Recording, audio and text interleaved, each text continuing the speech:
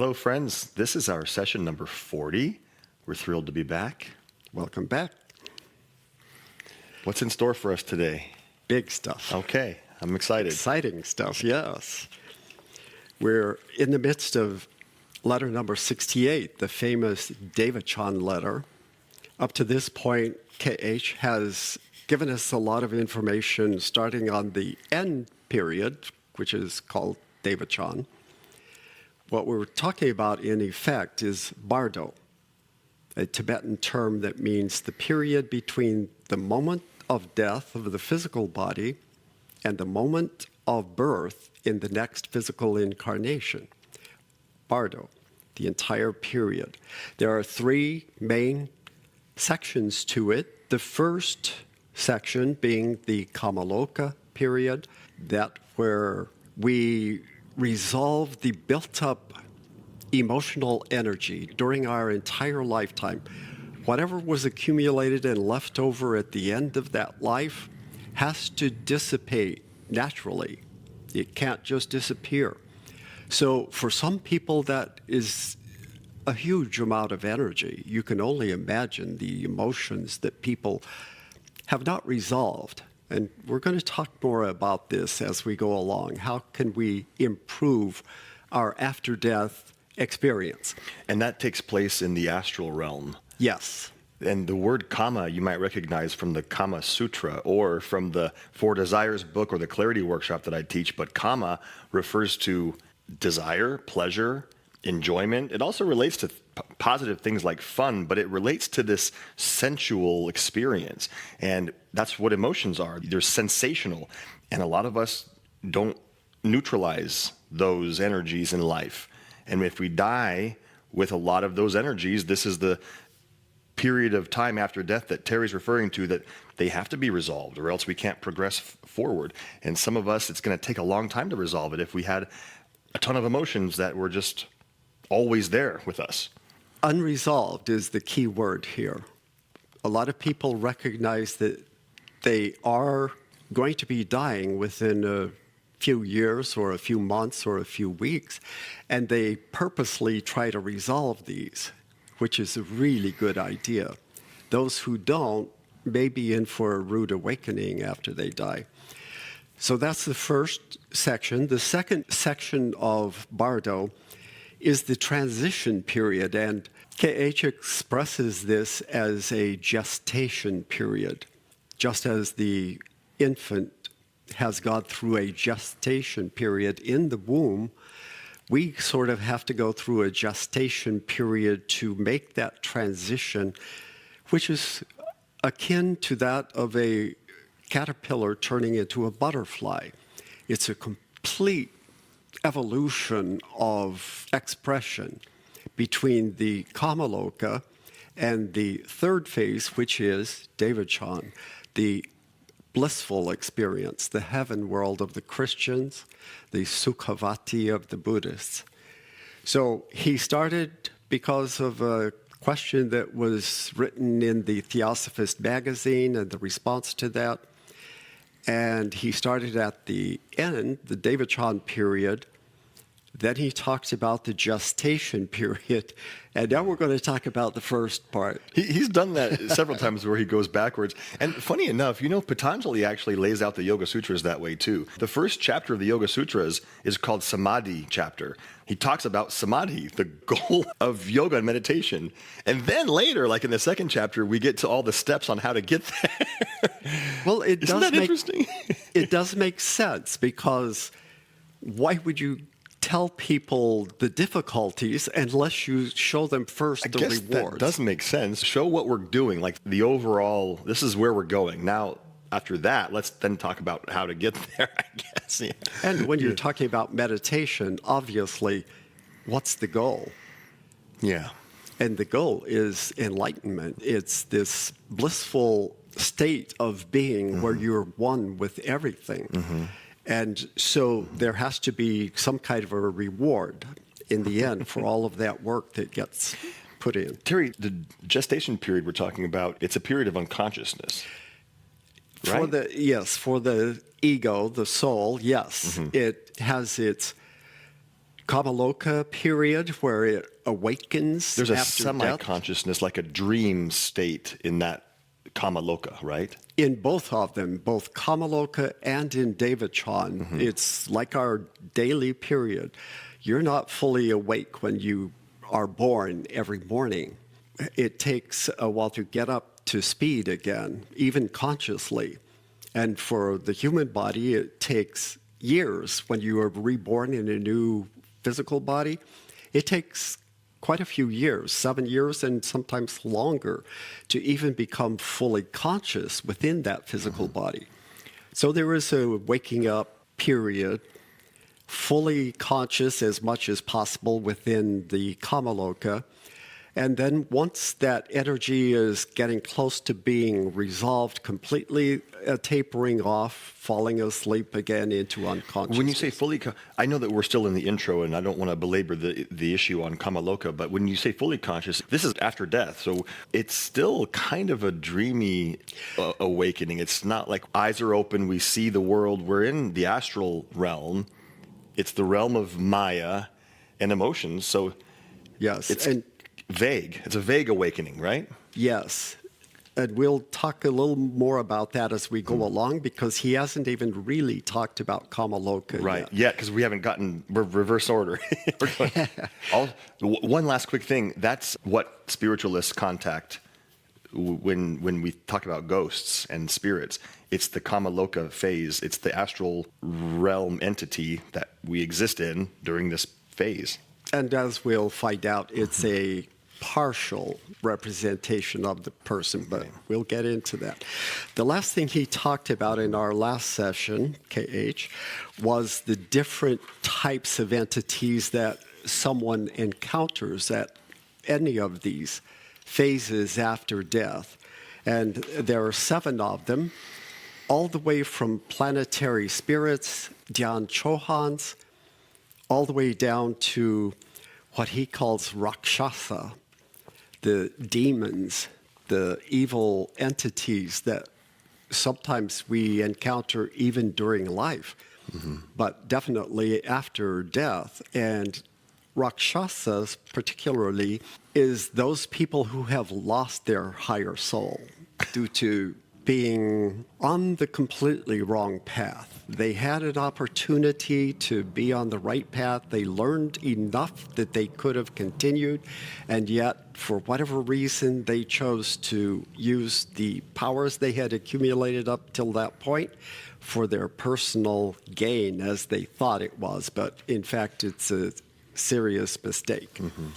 All right, let's go ahead and continue.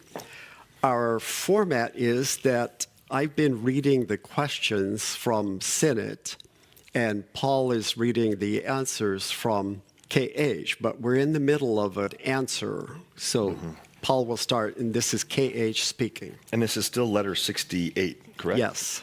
Nearly all our sutras are mistranslated and misinterpreted. Even so, for one who knows the true doctrine, even superficially, there is firm ground to stand on. For instance, in enumerating the 7 lokas of the Kama Loka, the Avatamsaka Sutra gives as the 7th the territory of doubt. Now, let's pause there for a second. He's mentioning the word sutras. I don't know that he's mentioned that before, but sutras refers to just short sentences of teachings from a teacher. Right. And he's saying that the public, or whoever he's referring to, mistranslates and misinterprets the sutras. And what is the Avatamsaka Sutra? I don't know. There are thousands of sutras. And we haven't heard that there are 7 lokas, which are locations or stages. States of consciousness. They use the term loka, which in Sanskrit means location or place. But in fact, he points out more than once that it's not a place. It's a state of mind. But because of the similarity that each person experiences, it seems like a location. He says there are 7 lokas of Kama Loka. Right. So there are stages. Just like there are 7 sub-levels to every one of our koshas. The physical has 7. The astral has 7. The manas has 7 different levels. The seventh, the territory of doubt.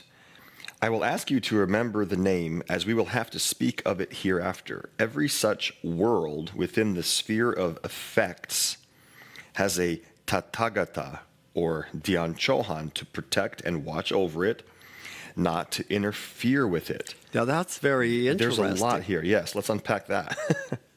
So every single level of each one of these phases, the Kama Loka and the Devachan, has a regent, one of the Dhyan Chohans that oversees that realm of consciousness. That's interesting. And he's calling it the sphere of effects for a reason.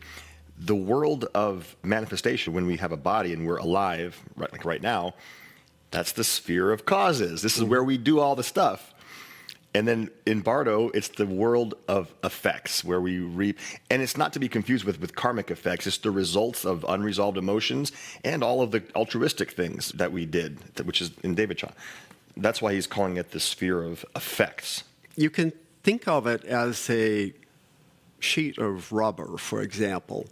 If it's just completely flat, there's nothing to differentiate any one spot from another. But if you poke your finger up through it, on the top side you see one effect, on the bottom side you see the reverse effect. That's an interesting way to look at it. So whenever there's a differentiation, you've got two aspects to it. You can look at it from one side, you can look at it from the underside. And they both relate to each other. You can't have one without the other. Yes, exactly. That's a real interesting way to look at it.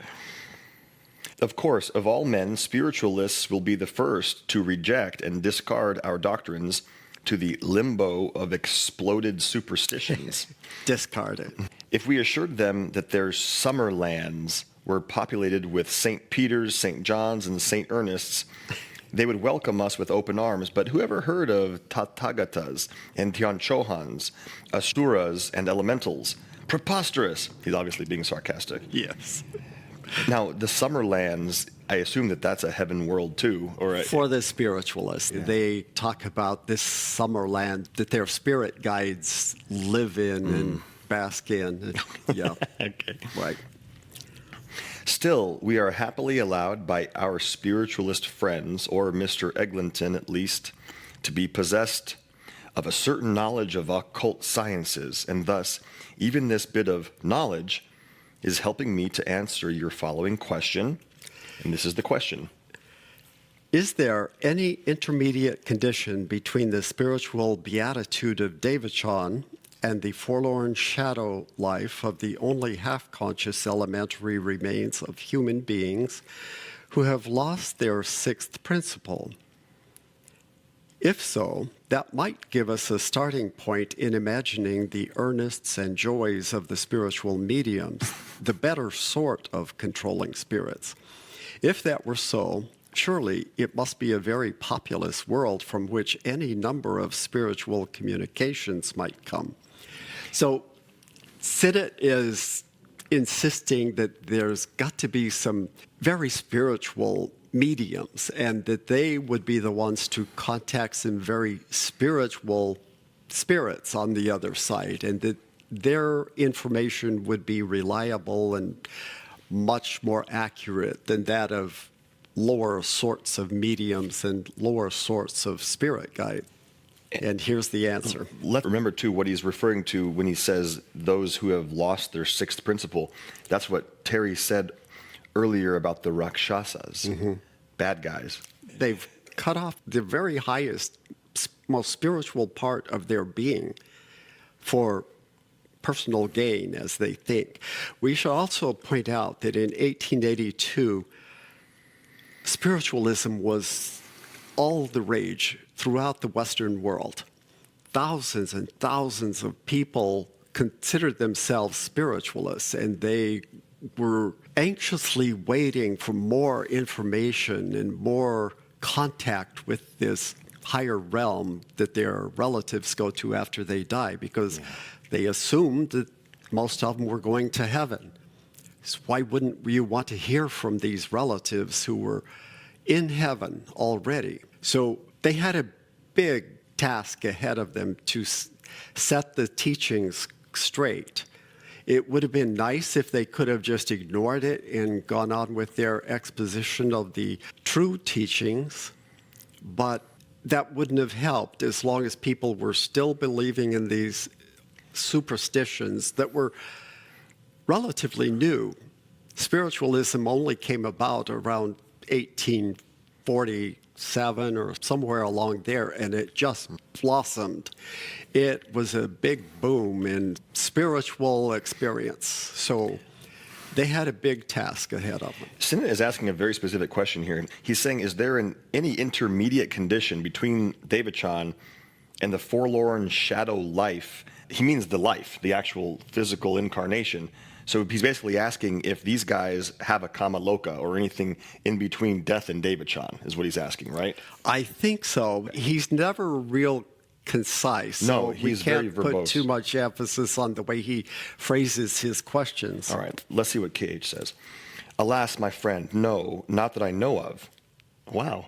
I like that he's allowing room for his own error. Or and his they own lack of recognize we know a lot, but we don't know everything. We're always learning. So that's a key for us to realize we know quite a bit, but we have to be willing to discard any previous knowledge or opinions that we have that prove not to be completely accurate. Alas, my friend, no, not that I know of. From Sukhavati down to the territory of doubt, there is a variety of spiritual states, but I am not aware of any such intermediate condition. Well, that to me, that's what he was asking. I mean, there's a variety of states. I have told you of the Sakwalas and even of Avicii, the, quote, hell from which there is no return. And he's going to add a little to that, but let's continue. Wow. And I have nothing more to tell about that. The forlorn shadow has to do the best it can, and that's the lower remain, like the person who's a bad guy. Mm-hmm. As soon as it has stepped outside the Kama Loka and crossed the golden bridge leading to the 7 golden mountains, the ego can communicate no more with mediums. Is he going to talk about golden bridges and 7 golden mountains? Remember when he was talking about Sukhavati, everything was sevens. It was surrounded by 7 lakes and 7 rows of trees and 7 this and 7 that. No Ernest or Joey has ever returned from the Rupa Loka, let alone the Arupa Loka, to hold sweet intercourse with mortals. And here he's talking about Devachan.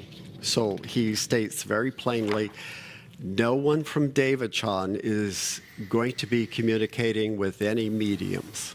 And there's a reason for that. Okay, so here's the note that he added about what he called Avicii. In the Abhidharma Shastra on metaphysics, now that must be a text, that must be a teaching. I wonder if that's available anywhere. I'm sure it is. The Abhidharma Shastra on metaphysics, we read, Buddha taught that on the outskirts of all these sakwalas, there is a black interval without sun or moonlight for him who falls into it. There is no rebirth from it. It is the cold hell, the great Naraka. This is Avicii. Now, the term Avicii always means not. Vici is a waveform. So, the waveless.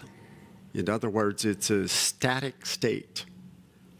And the reason for that is it's an individual that is cut off from the spiritual nature.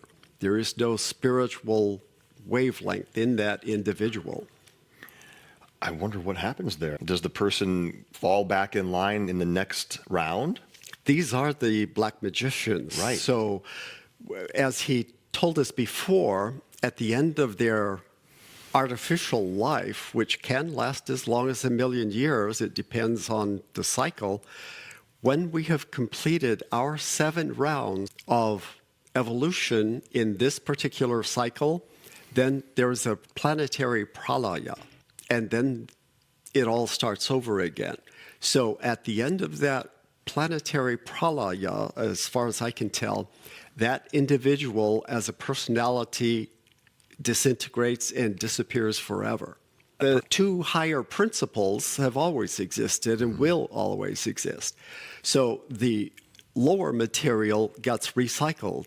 It's also spiritual. Well, that's just like our lower nature after every incarnation. Yes, so in that sense, it's no different. We don't remember our past lives until later. But once we become enlightened at a certain level, we can remember those lifetimes if we choose to. Yeah. KH said he can remember his previous lifetimes. But for this individual, that's the end. There is no progress after the death of the remains of their personality. Okay, let's keep going. Of course, there is a better sort of remains, and the shells or the earthwalkers are not all bad. But even those that are good are made bad for the time being by mediums. Oh my gosh. This is a word of warning. Whoa. The shells, or we can call them ghosts maybe. Yes, the shells are two principles, as he will point out. The shells may well not care, since they have nothing to lose anyway. But there is another kind of spirits we have lost sight of. The suicides and those killed in accidents. Both kinds can communicate, and both have to pay dearly for such visits. Wow, so the cost to those spirits of communicating takes a toll on them. Yes, a Wow. huge toll. And this is why we need to pay very close attention to this. And sometimes the medium, it's almost like they're being forced to communicate, isn't it? Sometimes when the mediums call on them. They're given an opportunity, as he will point out. One thing I will say is that the fact that mediumship and spiritualism was so powerful at the time was a huge factor in this, and we'll see just how damaging it was and could be. Today, fortunately, that has diminished tremendously.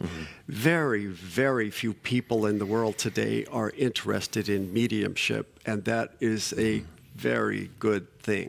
They are an exception to the rule, as they have to remain within the Earth's attraction and in its atmosphere, the Kama Loka, till the very last moment of what would have been the natural duration of their lives. Wow, this is important too. Yes. Suicides and those killed in accident.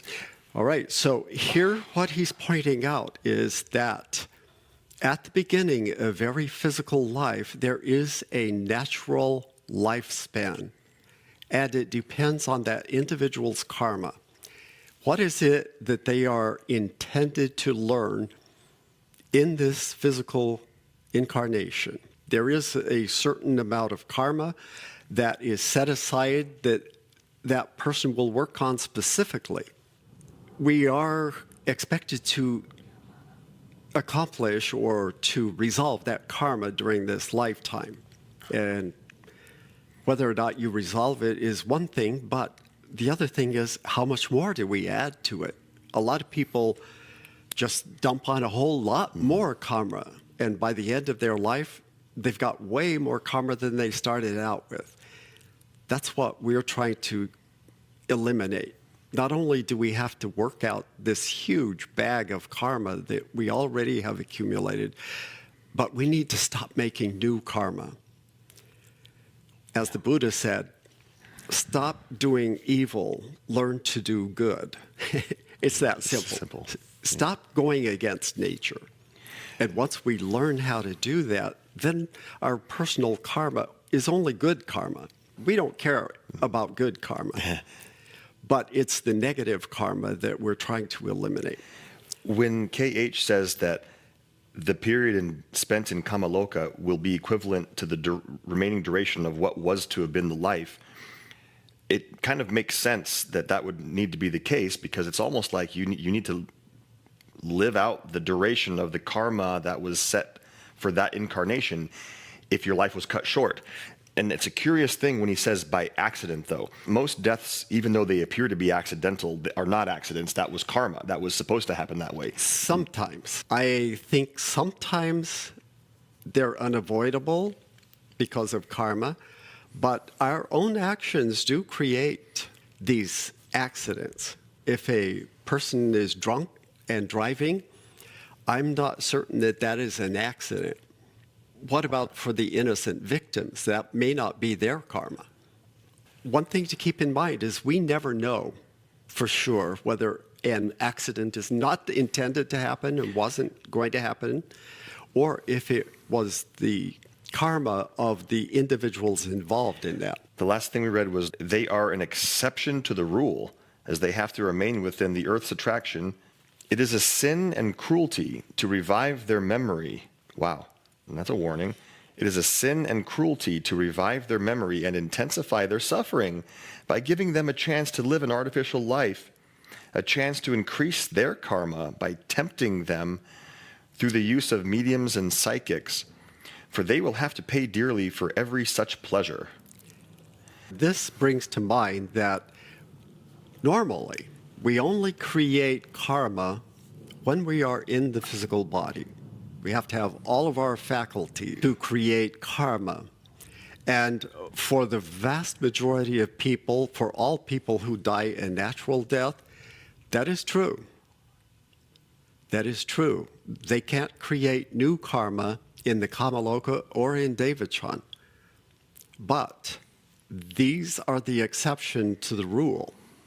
And these people, even then, normally wouldn't be creating any new karma, but mediums give them the opportunity to do exactly that. And it is not beneficial to the person who died, or to their relatives, or to the medium. So a very stern warning about that. The suicides who, foolishly hoping to escape life, and this is sad, found themselves still alive, having suffering enough in store for them from that very life. Their punishment is in the intensity of the latter. That's harsh. It is harsh. And suicides are still going to suffer after death. And I have had people come up to me after a lecture on this very topic, and I unfortunately don't have a lot of comfort to give them. That individual who thought he or she was ending their suffering by ending their life was sadly mistaken. Their life did not end. Their physical body was killed. They were no longer able to continue their life experience.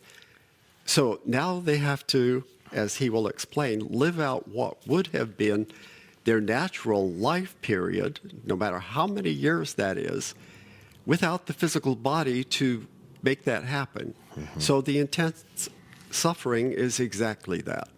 It is suffering. And they've got enough, as he says, with just leaving them alone to work it out. But if a medium gets involved, then it can become even worse. Having lost their seventh and sixth principles by their rash act. Oh, really? Having lost their sixth and seventh principles by their rash act, though not forever, since they can regain both, instead of accepting their punishment and taking their chances of redemption, they are often made to yearn for life and are tempted to regain a hold on it by sinful means. That's only if they're contacted by mediums, though. Right. But in the 1800s, that was very, very often. Mm-hmm. Today, it's far less. The chance that that would happen is extremely small. In the Kama Loka, the land of intense desires, they can gratify their earthly yearnings only through a living proxy, and by doing so, at the expiration of the natural term, they generally lose their monad forever. Now he's talking about those who are evil by nature. Talking about suicide still. He is, but remember the story of Murad Ali Beg, who, while he was still physically in a body, was tempted to do the same thing by one of these evil entities on the astral plane. And these people who have committed suicide can be tempted, but only if they have extreme gross desires. So most people know it would not be a problem. He's explaining the case of a very rare example. As to the victims of accident, these fare still worse. Yeah, and we'll see why. If they were good and pure enough, they will be drawn immediately within the Akashic Samadhi, falling into a state of quiet slumber of rosy dreams, during which they have no recollection of the accident, but move and live among their familiar friends and scenes until their natural life term is finished, when they find themselves born in the Devachan. Yes. Well, that doesn't So sound bad at all. No, and this is a good person. So, yes, they've lost the use of their physical body, but they're kind by nature, they're good people. So, other than that, they will live out what would have been their natural life period, and then they will continue on into Devachan. But if not, then a gloomy fate is theirs. So, if they're not good people, this is their fate.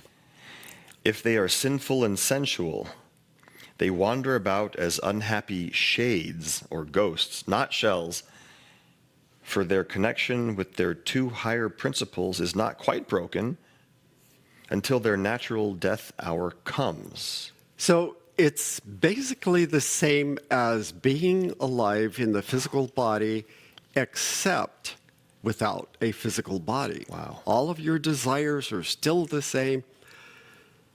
All of your anger, your resentment, your hatred towards people is still the same, and yet you don't have a physical body to express that. Let's not mistake the fact, though, that every single one of us, though, has a degree of this in Kama Loka. A degree as our desires and emotional needs dissipates naturally. And this is a warning to all of us. Don't wait until you're on the verge of death Exactly. to try to resolve things. Yeah. Get it resolved now. If you've got an ongoing grudge or a feud with somebody, get rid of that. Get that out of the way. Do not wait, because you never know whether you could be the victim of an accident, and then you've got all of this built-up rage within you, which is extremely dangerous, more dangerous on the astral plane than it is on the physical plane. Cut off in the full flush of earthly passions which bind them to familiar scenes, they are enticed by the opportunities provided by mediums to gratify them vicariously. They are the pisachas, the incubi and succubi of medieval times. That's where that comes from. Yes. Wow. And so those are not imaginary. Those are real entities on the astral plane.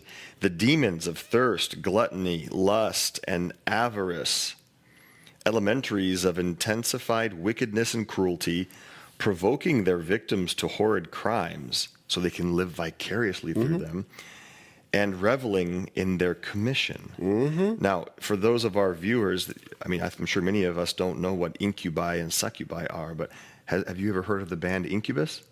It's an extremely popular band. They're still active and they still tour. Well, they get their name from this. And Incubus is one of these dead shades or ghosts that performs sexual acts on the living. And they are both male and female. Whatever your fantasy is, there's one of these available for you.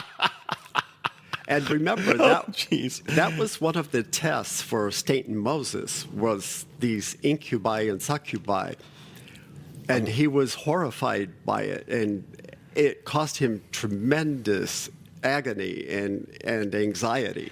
Let's just say that those have to do with passive and active acts of sex, whether your fantasies are heterosexual, homosexual, or any other sexual nature.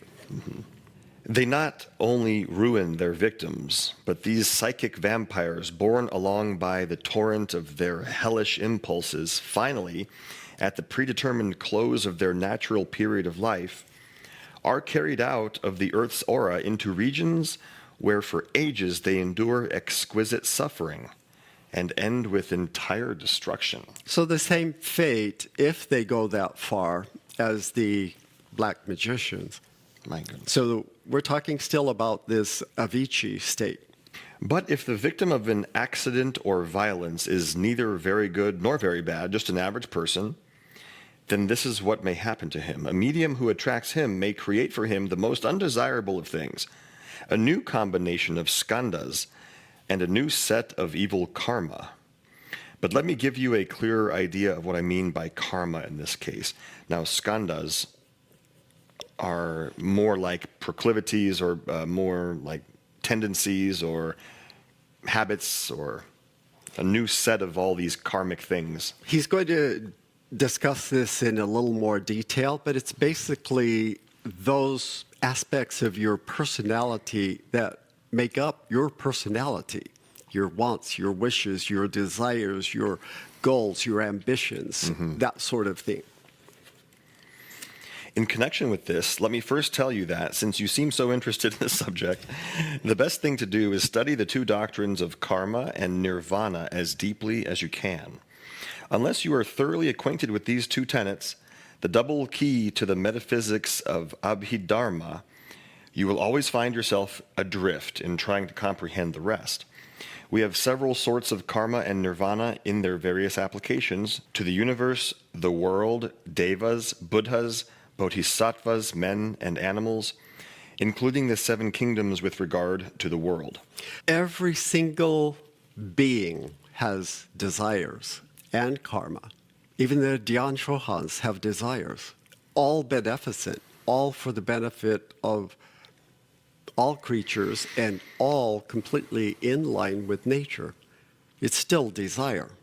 Karma and nirvana are but two of the seven great mysteries of Buddhist metaphysics, and only four of the seven are known to the best Orientalists, and even then very imperfectly.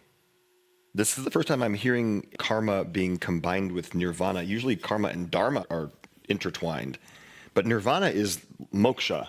Right. The end of the wheel of incarnation, right? Mm-hmm. I mean, because that makes sense. Karma binds us back until we resolve everything, and then we achieve Exactly. freedom. Okay. Once you have eliminated all personal negative karma, then you're a candidate for nirvana. Right. Okay.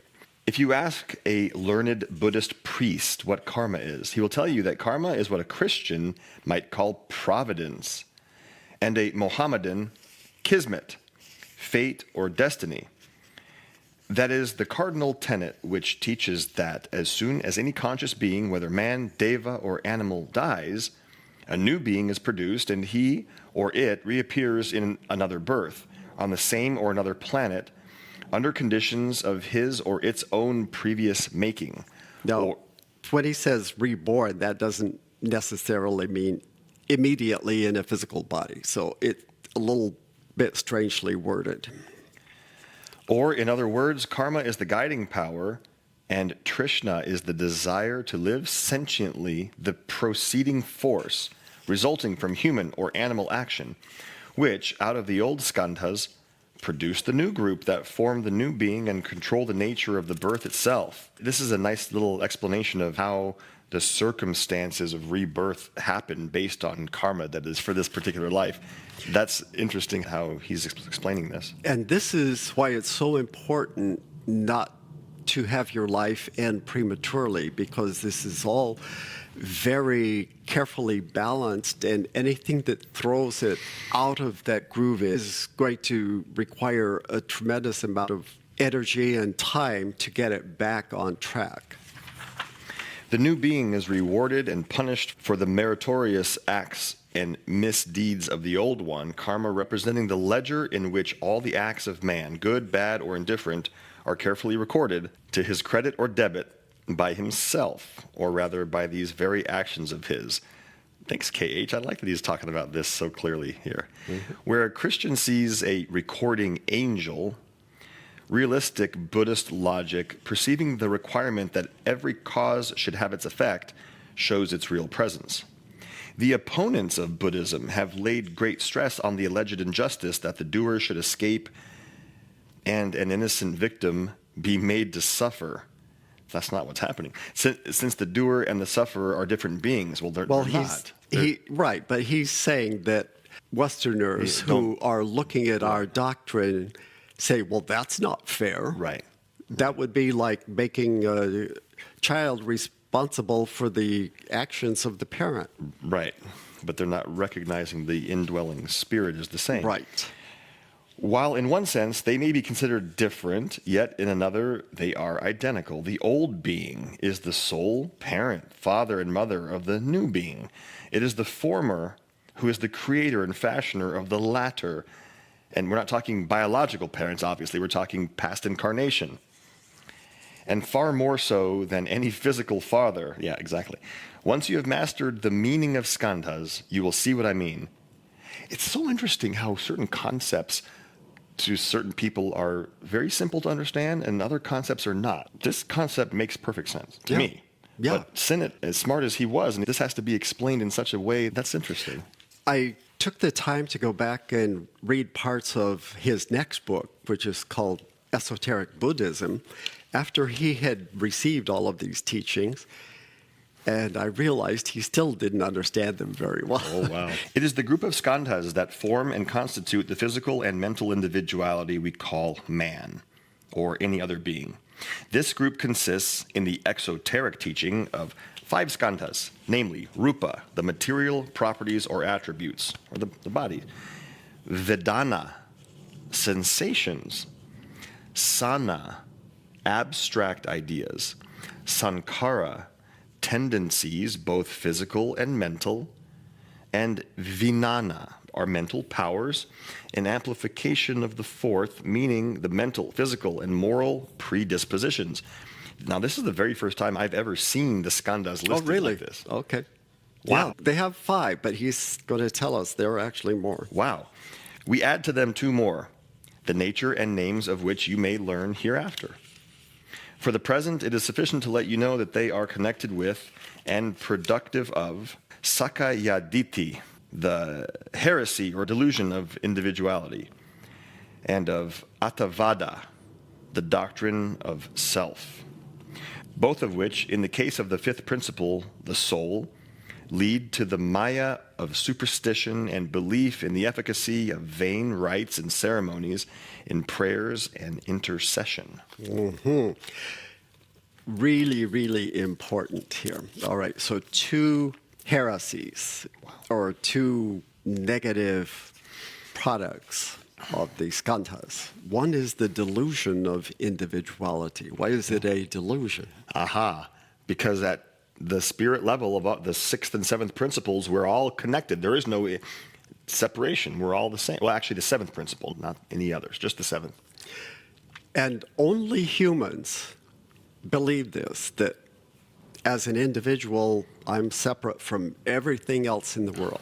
Mm-hmm. I am one person without any regard for anybody else. I still exist. Mm-hmm. And that simply isn't true. We've just lost the ability to see our connection with the rest of the universe. Because it's not physical. The connection is not physical. Total maya, total separation from reality. Mm-hmm. And Attavada is the doctrine of self, meaning that I'm very important, more important than anything else, if you are one of those. Yeah. And there are many people who act as if they are more important than anyone or anything else in the world. So neither one is very helpful, and neither one is accurate. So once we learn the truth, then it changes your entire perspective. Returning to the question of identity between the old and the new ego, in this sense, we're talking about the soul being the ego? Yes. He uses it in several different ways, but each time it means the combination that represents that monad at the current time. I again remind you that even your science has accepted the very old fact distinctly taught by our Lord, Buddha, that a man of any given age, while sentiently the same, is yet physically not the same as he was a few years earlier. And we've talked about this before, how science even recognizes that. We say 7 years. Wow, science actually says that too, that every cell in your body has regenerated approximately every 7 years. And remember, this is the basis in that article, The Elixir of Life, for showing how we purify ourselves. by our thoughts, words, deeds, actions. And we're getting rid of all the matter in the lower 4 subplanes of each of our planes, physical, emotional, and mental. When only the matter of the 3 higher planes is left in each one, physical, your emotions, and your mind, then you are a candidate for adeptship. Buddhistically speaking, I like that. His skandhas have changed in this 7-year period. Mm-hmm. Right. I guess that makes sense. At the same time, they are ever and ceaselessly at work preparing the abstract mold, the deprivations of the future new being. Now, when he says deprivations, he used the word privations. It refers to the fact that no matter what form we are in manifestation, we are cribbed, cabined, and confined. Mm-hmm. Mm-hmm. So that's what he's referring to. So if it is just that a man of 40 should enjoy or suffer for the actions of the man of 20, so it is equally just that the being of the new birth, who is essentially identical with the previous being, since he is its product and creation, should feel the consequences of that parent self or personality. Wow. So we are that's constantly changing. So he's saying, is the individual of 21 years old the same as the individual at 7 years old? Obviously not. So why would you say that there's any problem? We are constantly changing. Mm-hmm. Our personality is changing every single day, hopefully for the better. Mm-hmm. Your Christian church and scriptures, which teach that the Lord God visits the sins of the father upon the children until the 3rd and 4th generation, is this not more unjust and cruel than anything done by karma? And I actually look at that a little differently. I think, in my mind, maybe the prophet or whoever said that was thinking about reincarnation. Probably. Nature revisits the sins of the father unto the 3rd and 4th generation. Well, I think KH is actually saying that too. He doesn't quite point it out clearly, but I think he's referring to that. Yeah. Instead of punishing the innocent together with the culprit, karma avenges and rewards the former. For those who think that life is unfair, it isn't in the long run. If you look at just a small slice of life, is horribly unfair.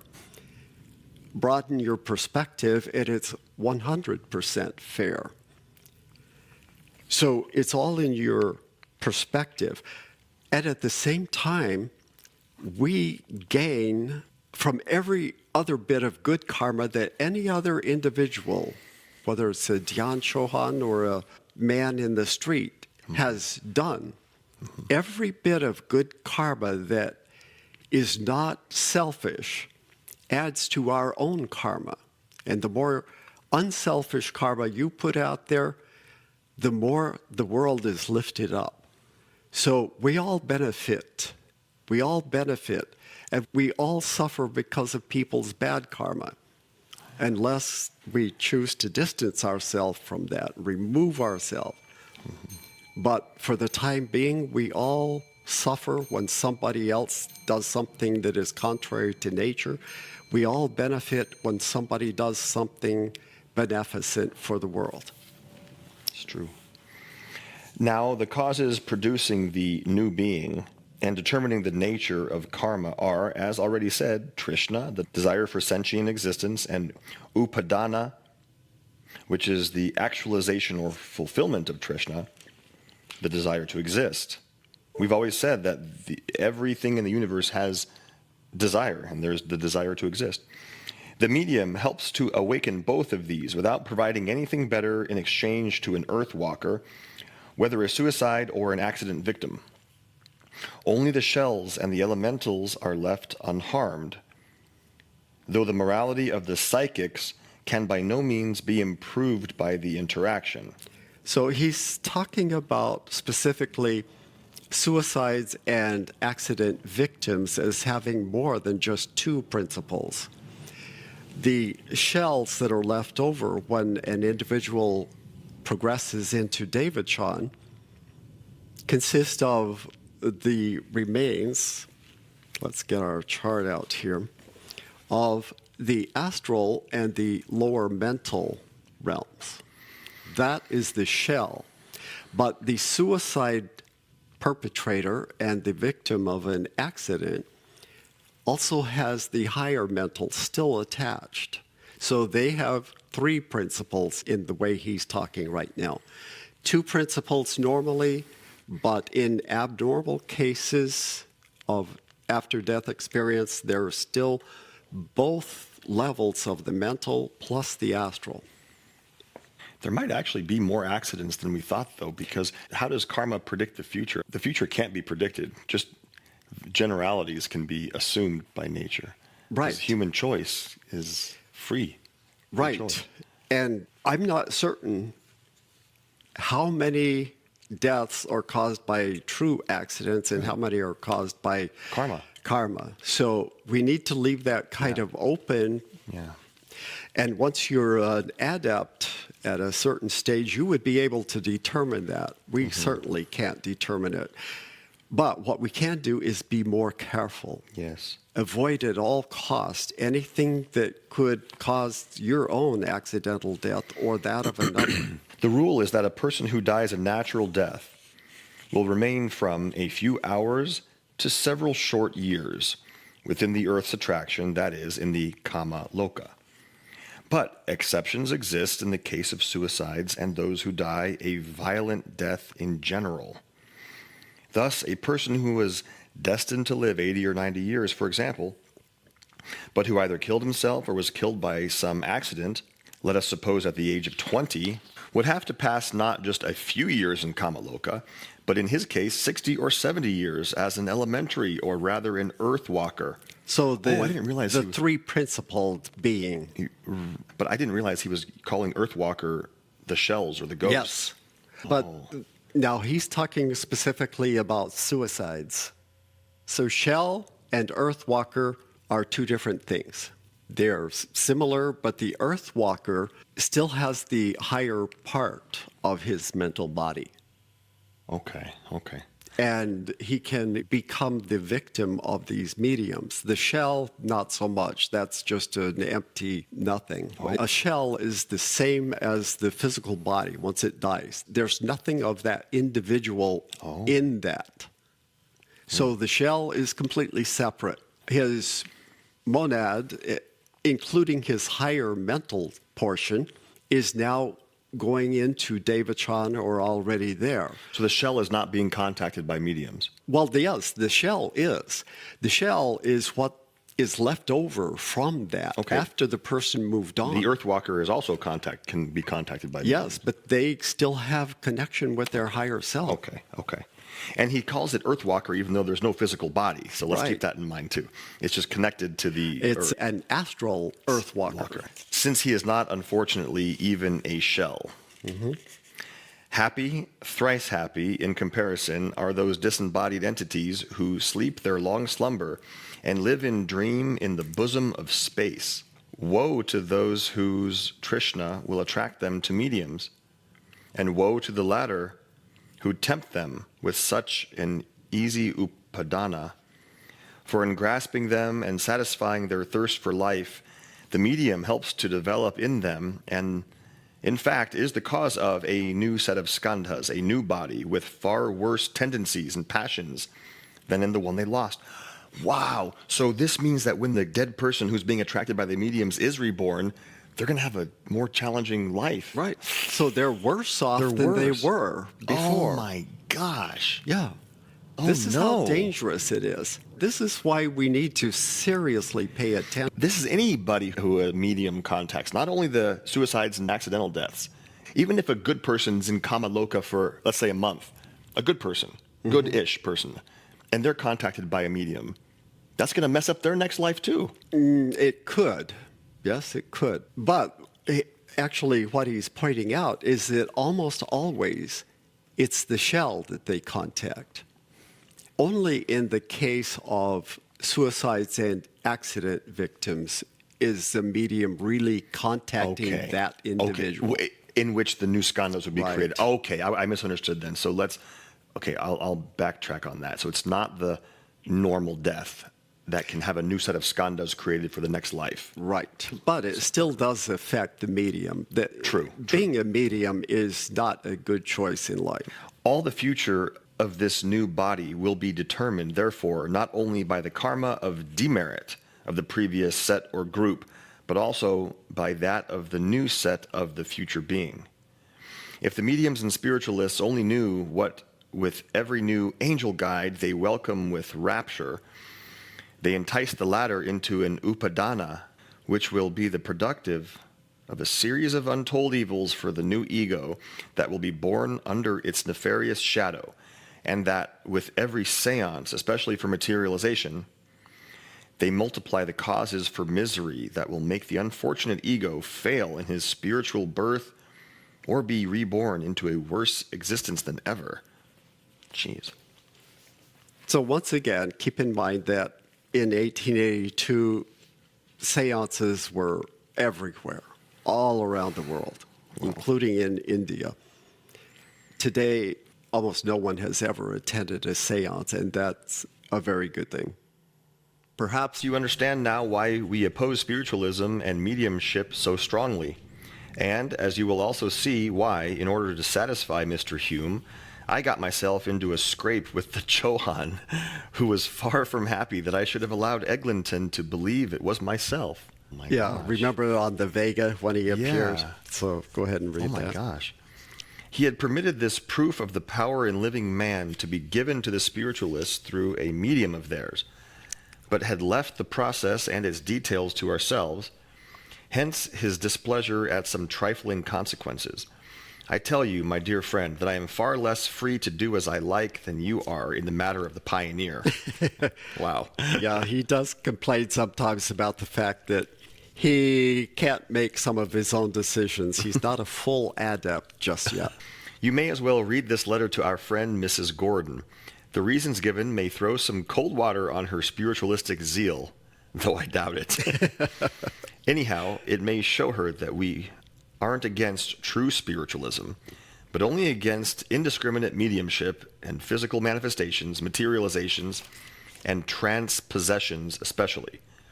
It is the occultists and theosophists who are true spiritualists, while the modern sect of that name is composed simply of materialistic phenomenalists.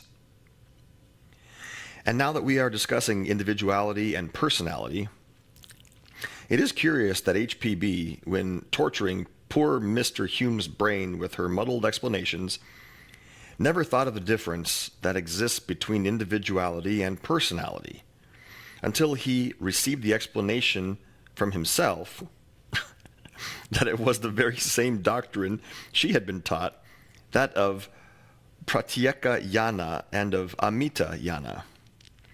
You will have to remember these terms. Pratyeka Yana. In Sanskrit, Pratyeka literally means the personal vehicle or personal ego, a combination of the 5 lower principles. Oh, wow. Not 4, but 5 lower principles. Mm-hmm. While Amita Yana in Sanskrit is translated the immortal vehicle, or the individuality, the spiritual soul, or the immortal monad, a combination of the 5th, 6th, and 7th. He's introducing the concept of how they're describing the higher self and the lower self. He has the 5th principle in both. He does. That's interesting. Because it's separated, once again. Atma Buddhi and higher manas is the higher self. Okay. And then starting with the lower manas, the astral and the physical is the lower self. Okay. And now we are at a break in our presentation. We're almost finished with this letter, but we've got other obligations. So we will finish this up because there's a lot to discuss afterwards. Mm-hmm. There are so many deductions and applications to this new knowledge that we have as to how we live our lives. So we will discuss that more in detail in our session number 41. There's also a long PS. There is, but it's more personal in nature. It's not about this teaching. Okay. That will do it for session number 40.